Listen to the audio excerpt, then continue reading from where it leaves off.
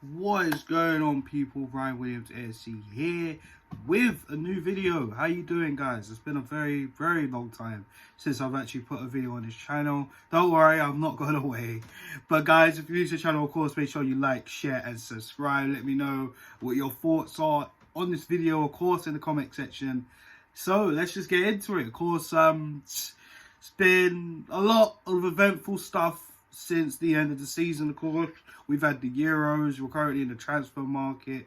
Ben White signed for £50 million from Brighton. We got Nuno Tavares from Benfica. We got Sammy Albert Lokonga from Antalya as well. We've had a few pre-season games, 2 wins, 2 losses and a draw. And right now, there's all rumours going around saying, Joe Willock's going to be sold for £25 million. Nothing confirmed, but those are the rumours right now. So, of course, this video is just basically, I'm going to split it into two. I'm going to do a video now, and then, of course, I'm going to do a video more towards the end on this topic, in fact. More towards the end of the transfer window. And of course, within that time, we will be playing Brentford to kick off the Premier League and more matches to become. So, let's just get into my thoughts. So, of course, there's a lot of rumours on players coming in, like, James Maddison. There was Martin Odegaard, but that looks like that's not going to happen now. Lautaro Martinez, of course, from Inter Milan. There's rumours there. Aouar, is that going to happen? Is it not going to happen? Do we need another central midfielder? Of course, Granit Xhaka's re-signed. A lot of stuff. A lot of stuff has happened. So we're just going to do this. I'm just going to make it all short and sweet and just be blunt with how I feel. Of course, you know me, guys, if you subscribe to the channel, of course. So let's just start off with Granit Xhaka. I think that's probably the most divisive place where to start. Now, of course, you guys know my opinions on Granit Xhaka. I'm not exactly the biggest Granit Xhaka fan. I've already explained how I don't feel, the league's suited for him and etc. And all I get is negative abuse online. Oh, you're negative. Da, da, da, da, da.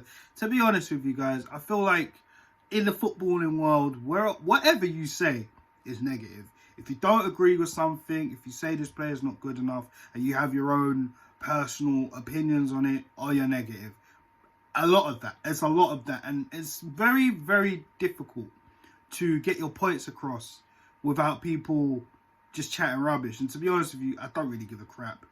I'll say it how it is, in my opinion. Whether you agree with me or not, listen, the comment section's there. I want to hear from you guys. Personally, I just don't think Granit Xhaka, is suited to the league. We know a lot of the time, he gets himself into trouble with yellow cards, red cards. Last season, we see him make some crazy errors. Speaking of crazy errors, I'm pretty sure there was a stat going around last season that he's made the most errors leading to goal in the Premier League. So for me, that says a lot. Do you know what I'm saying? And a lot of people might be like, oh yeah, but we don't, and I'm a fan of, having people who are more mobile, people who are, competitive in the midfield. And I just feel like his time at Arsenal's done. He's been here for a very long time. And I felt, Roma, regardless, I've had battles with a few people online and debates and stuff about the Roma fee, and I wasn't exactly saying we should just take the money straight away, because the money wasn't good enough. I'll be honest, what I'm saying? As much as I would like Granit Xhaka to leave, and I think it'd be good for himself as well for the club, we all part ways. We go and look for another replacement for him, and he can go and join with Jose Mourinho and, be with Roma and start a new chapter for himself and his family. Because let's face it, his Arsenal career, it's not been great. Especially in the last 2 years with the fans, it's gotten worse. Let's be honest. But it looks like he's going to sign a new deal, as reported from various people online. Of course, like Fabrizio Romano and Chris Wheatley, various reporters. So Xhaka staying, boy, a part of me kind of felt like he wasn't going to go, because I felt like if Roma were the only club to come in for him and the money wasn't met to Arsenal's evaluation, and let's face it, Arsenal have been severely damaged over the years in terms of selling a lot of players that had good value on them for free, letting them run their contract down. Regardless though, you know, they had to just stand firm and try and get somewhere near to that fee, which I understand. I do understand that part. You know, to be honest with you, I do understand. I mean, the money that Roma are offering for Xhaka, you thought to yourself, geez, that's a bit mad, isn't it? You think an extra 5 mil, possibly. You know what I mean? I'm being reasonable. Here, you know? But at the same time, I just feel like, boy, I'm not really too keen on the idea. Whether this is going to be, and I don't want to say this again because I said this to Unai Emery in that video when Xhaka was made captain, if this is going to put a sword to Granit Xhaka and Xhaka makes his usual mistakes as he's still here at Arsenal, which, you know, it says a lot, then listen, we all know who to look at. It's not even Granit Xhaka. You have to look at Mikel Arteta, you know? So it is what it is. Xhaka's going to be here for another 4 years, as they say. We know he's got 2 years left of his deal. So yeah, it's just going to be more years of Granit Xhaka. Yeah. Okay. Hector Bellerin. Oh dear. Where did we begin with this guy? This guy should have left the club a number of years ago. We had the opportunity to do that. We didn't take it. Since then, he's had injuries, and he just hasn't looked like the Hector Bellerin from before, who was just very fast on the ball and just liked to try and get into the opposition box. But we all know his deficiencies, crossing, vision sometimes, and, you know, the inability to defend properly. And this is why we should be out here looking for a right back. But we have various players that can play that position, in Cedric and Callum Chambers, Ainsley Maitland-Niles as well, and even Nuno Tavares, for crying out loud, can play there as well. You know, even though he's our backup left back, but hey, he can play there too. He did say he has a right foot, and we've seen that a little bit in the pre-season, so, you know, but we'll see what happens with that. But with Hector Bellerin, of course, there was obviously rumours about him in Inter Milan.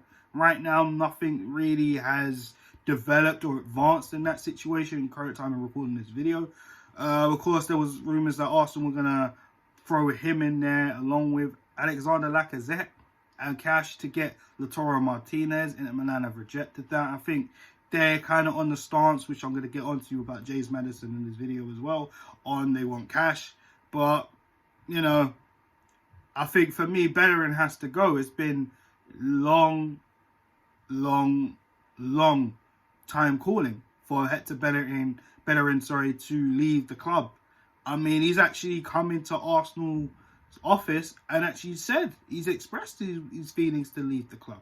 He feels he needs a new chapter. He feels he wants to move closer to home. But when you think about Italy, I mean, we know Bellerin loves his fashion. So in hindsight, that makes a lot more sense. But all in all, I feel Bellerin, you know, his time's up at Arsenal. And Arsenal got to be actively looking to shift him on. There was rumours about a new contract.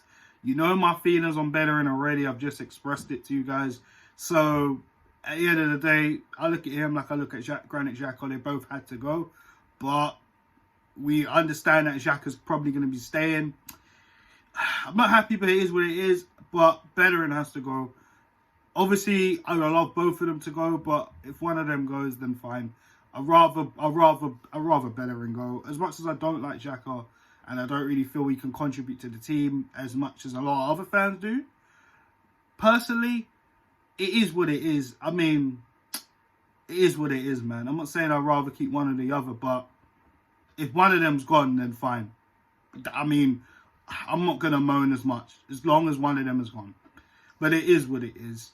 But that's kind of all I'm hearing from outgoings. I mean, Lacazette needs to move on. Personally, I don't think he's done enough at the football club. I'm a bit disappointed because I was looking forward to him coming over to the club when we first was linked with him. But since then, he's probably had one 2 seasons that have been decent. He's been here for quite a while now. So, yeah, I feel like, you know, it's time we move him on. We did have an offer from Roma last season, but we turned that down. Yeah, I mean, I don't really hear anything out there. You know, Arsenal, are they going to let Lacazette run down his contract? Because, boy, he's in his last 18 months. So, what are we going to do? What are Arsenal going to do with Alexander Lacazette?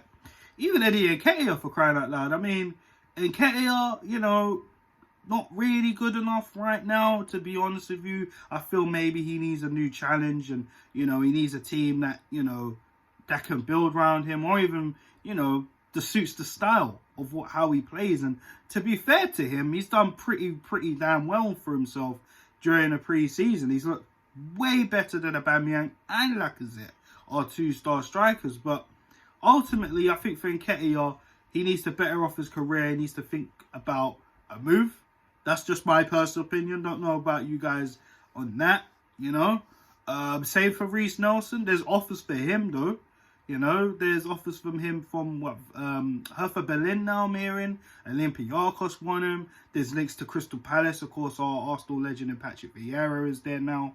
So, I feel like with Nelson, I think maybe it's time to either move on or even go on a loan move. He had the option to do that in January, but he didn't do that. Joe Willock did that, and look how successful Joe Willock's loan spell at Newcastle. That's why Newcastle are like putting pressure on Willock to say, listen, we want you. We want you to come here, but you need to let us know whether you want to stay and try and fight for your place at Arsenal. We already seen that with Jesse Lingard for Manchester United and West Ham, and he's obviously opted to stay at Manchester United, where, you know, a lot of people feel like he should have stayed at West Ham and tried to do something there. But look at Joe Willock. I mean, should he stay? Given an opportunity? See, my thing with Joe Willock is, I might do a separate video on Joe Willock to go more into detail, but I'll just quickly just say this. I think for me, a lot of people kind of were like, yeah, just get rid of him, just cash in, etc., etc.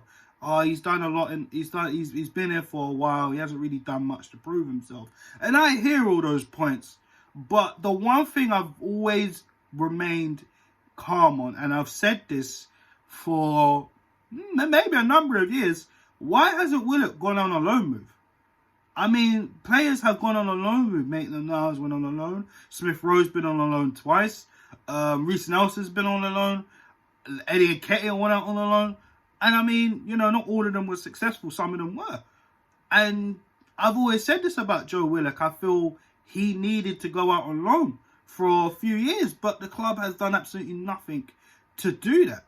So for me, I feel like, you know, him going out on loan last season, you know, okay, it was in January, but I mean, was the best decision for himself, for the club. Then we could kind of evaluate Joe Willock further. Does he fit into the plans going forward, whatever the plans may be? Or do you think we should just let him go and let him prosper and do something at another team? Because I always feel like Willock, you know, something was there, but he needed proper coaching. And let's face it, man, we've got a lot of duds in this squad, and manager wise, I mean, we ain't really had it best. I mean, Arsene Wenger was not at the height of, you know, his career anymore. We had Unai Emery, you know, he was just doing a madness. And then we had Lombo for a few games, I guess. And then we got Mikel Arteta, who's inexperienced, you know. This is his first job.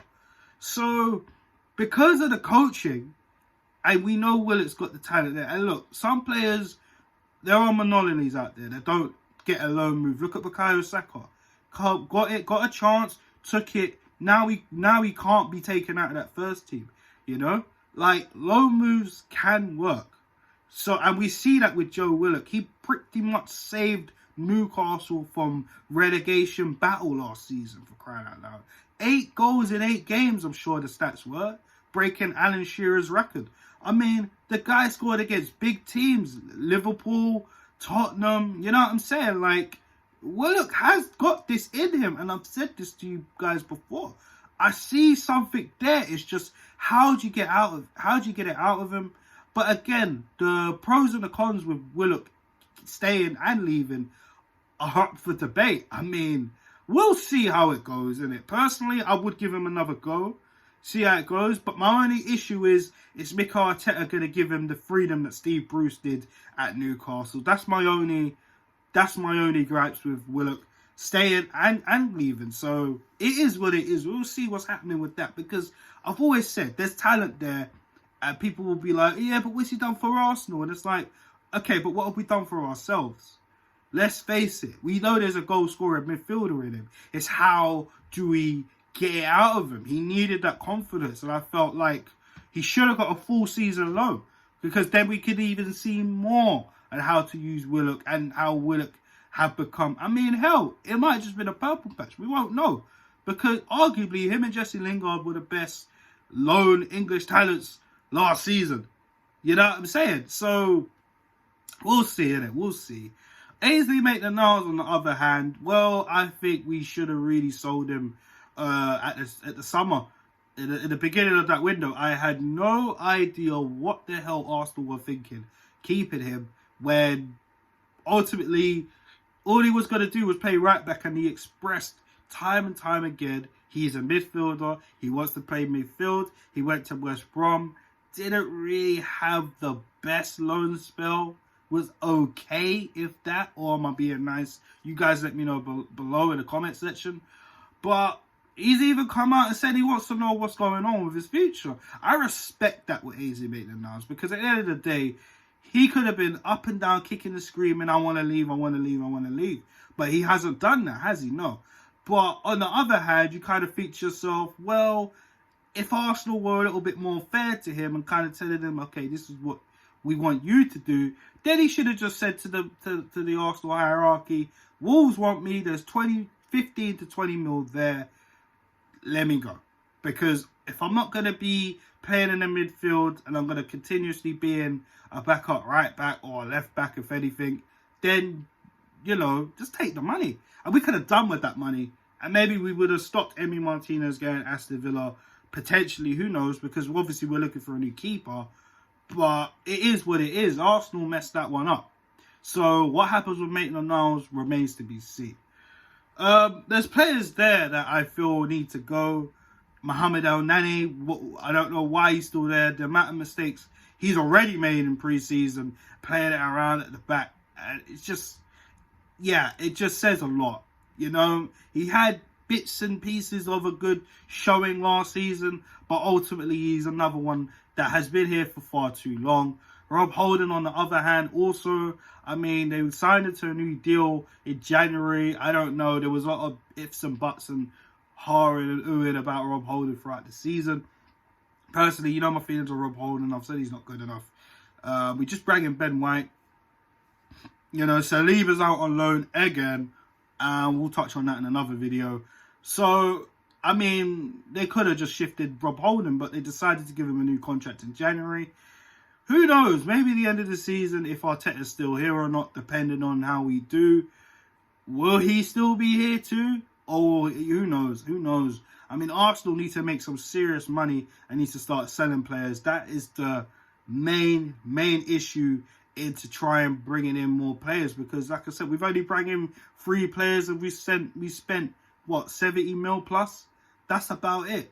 You know, we need a right back, we need another goalkeeper. I feel we need another midfielder anyways, on top of Lukonga and Xhaka staying. We definitely need another number 10. And we need another striker. But we know what's more important for me. The midfield needs to get fixed. And a goalkeeper. I mean, right back cover. I mean, Cedric, I don't know what's going on with him. He's not really been given another fair shot. I think it was in the Europa League game where he didn't really have the best of games when he came on. And since then, we haven't seen Cedric again. Callum Chambers has been doing it, been putting in a shift. And to be fair to Callum Chambers, he's done well. You know, I mean, a lot of people kind of feel like we need to see the back end of him. And look, me personally, I'm not a massive Callum Chambers fan, but I appreciate the work that he's done being in that right back role in the last 2 years, because let's face it, he's not exactly the best defender. He ain't coming in here and sorted out our defense, has he? No, he's not. He's just pretty much a fringe player, to be fair. you know. But he's come in, he's done a job, and, you know, I even think back to, I think it was 2 seasons ago, before Emery got sacked. He was playing well. He was one of our best defenders, in my opinion. Then after a while, he got injured, and that kind of derailed it. And that's when Ainsley had to come in and be the right wing back, you know. So, you know, right back, of course, he ain't got a lot of pace. He can cross the ball, for crying out loud. He is committed going forward. Defensively, he's not the best. It's just, you know, when you got pacey wingers, you're going to think, how is he going to deal with that? It's a bit, you know. So we need someone a little bit more dynamic than Chambers. So, you know, I wouldn't mind. If he goes next season, fine. I won't mind just holding on to him until we can find an adequate replacement. But we do need a very good right back, you know what I mean? So you guys let me know in the comment section in terms of right backs. But yeah, Cedric as well. I mean, like I just said with Cedric, not really getting much game time. There's links to Fenerbahce as well as Kolasinac, as we know. I hope Kolasinac just goes. I heard Arsenal and him are working out a deal where his contract can just be torn up, you know, just like how Mkhitaryan's was. So the end of Kolasinac, sorry, the sooner the better. You know, Cedric, not sure personally. If there's any value on him, I'd definitely cash in. But he obviously wants to stay and fight for his place. I hear that, but we need a right back. And it all depends on what we do with Hector Bellerin, if he's going to go or not. So that remains to be seen. The goalkeeper situation, I just want to rip my hair out. I mean, I've been here last year pleading Arsenal not to sell Emi Martinez. They've gone and done that. Since then, Emi Martinez has probably had the best season he's ever had in his career. Aston Villa, he was exceptional. You know, yes, he did concede goals, but he was exceptional. He was integral to Aston Villa's development. And look, you know, look at the signings that Villa has done this season so far. So Villa are going to be charging for that Europa League spot, if you ask me. I mean, maybe they make conference, who knows? But Emi Martinez definitely integral into that team, and he's won the Copa America as well, I might add. So, I mean, what an L that we made. And yet, Leno, up and down whether he wanted to stay or go last season. And after his pre-season performance against Chelsea, boy, I've said it. I've always said it. I felt we sold the wrong keeper. And now we're out here looking to spend 35 to 40 million pounds on Aaron Ramsdale, which just tells you, like, what? And then there's Onana for way cheaper than that. Yes, he does have a band. He can't play until November. Yes, he's got AFCON in January. But also, look how cheap that is. And I feel he's a better keeper than Leno. You know? So, I don't know. Arsenal needs to get that right. I know they're on homegrown. If they're on homegrown, Sam Johnston, West Ham, get that done. That makes more sense to me. But it's Arsenal. We don't know. So I'm going to wrap it up here on this last topic, of course. Lautaro Martinez, of course, like I spoke a little bit about in the beginning. Are we going to go for him? Of course, I forgot about Maddison. Sorry, we're going to talk about Maddison as well. Sorry, guys. So much things to talk about. But Maddison, Lautaro Martinez, is it going to happen? Is it going to not? Odegaard, we're not going to do it. Obviously, I think Madrid putting that buyback clause, which is the rumour anyways, for Odegaard. So I think we're probably going to stay clear of that. I do like Odegaard. You know, I do hear a lot of people say, yeah, he lacks goals, this, that, and the third. But I've always said this. The figures of Odegaard, remember, he's coming into a team that has still got poor players in it and got a manager that's learning on the job. He's not going to come in here and start scoring about 16, 17 goals within 6 months. I think, you know, I get it. He doesn't score that much goals. However, he does bring that creativity that we do need, that we've been lacking for a while. And at least he's not hiding like a certain Mesut Ozil was for a few number of years. I might hurt all Ozil fans there, but I'm just saying. Odegaard's a very different player to a person like, who I'm going to talk about now, James Maddison. I know I said Lautaro Martinez, I'll get to that, don't worry. But Maddison now, you see, he's a good player. Very technical on the ball. He can play a number 8 as well as a number 10. You know, he will help out Smith Rowe because he's got obviously more Premier League experience than Smith Rowe. You know, however, you know, we do need to think about how we're going to get this deal over the line. Will Arsenal pay the money? Have they got enough money left to pay for James Maddison? There's rumours that James Maddison wants to come to Arsenal, but Leicester have said, listen, we only want cash because Arsenal were prepared to give a cash plus payout. But we're ready to be seen. Guys, let me know in the comment section if you watch this video. Maddison or anyone else, or War, or I don't know, would you still want Odegaard?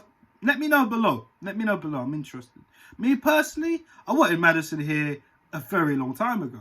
You know what I'm saying? But Arsenal didn't act when Leicester did. It's as simple as that. But it is what it is, guys.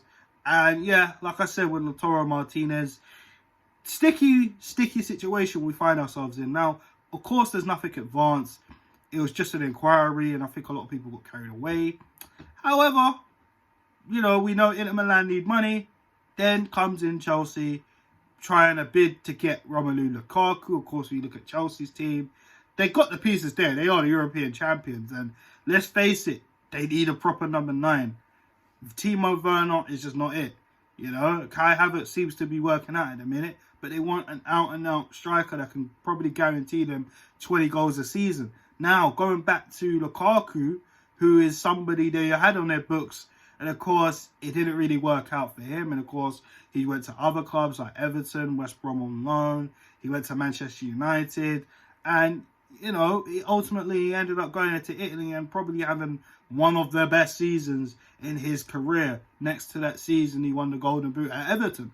So, when Chelsea are trying to, you know, throw in money and throw in Alonso on top, 85 million, and Alonso on top, Inter reject it, then there's rumours that Lukaku saying, well, he's got unfinished business with Chelsea. So he's kind of swerved a little bit on the whole fact he's happy at Inter, he wants to stay.